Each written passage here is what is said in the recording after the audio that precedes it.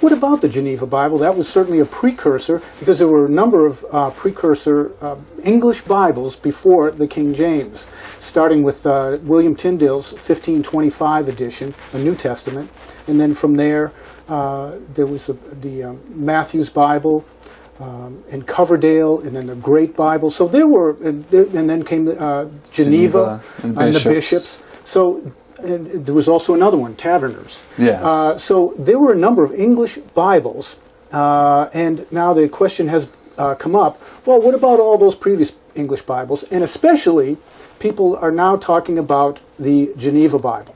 And what is your research showing you on the Geneva? Well, the bottom line, I call it close but no banana. It's really close. It has a lot of really good points to it. It's based on pretty much the right text. But there are some compromises in it, and there are some changes in it. Sam Gipp has written something on that and put some things together. I found some stuff as well with my 1599.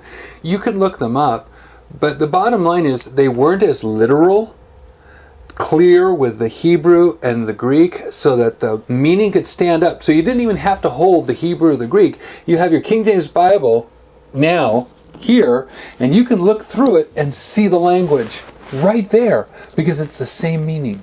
God transferred it, but sometimes they played a little games. They weren't as clear. They weren't as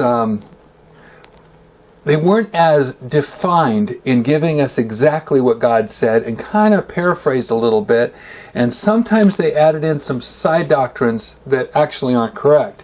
The Geneva did it a few times. I don't want to get into all that right now. Right. I don't think it's necessary, but one of the arguments for, or one of the things they wanted to accomplish with the King James Bible, was that it wouldn't have any notes.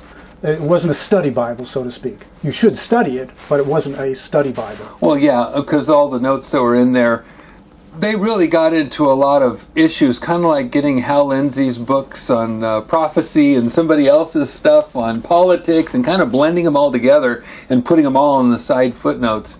It kind of detracts from the fact that you want what God said. And so when the King James Bible was put together, the idea was that you read it.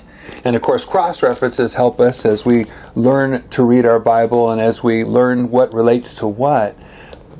It was just too many notes, and really read them for yourself. Go download it. Check it out for yourself. You'll see why some of them are just downright silly. And some of them, I mean, the world would have ended a long time before now if you believe their view of prophecy. Interesting. That's good to know.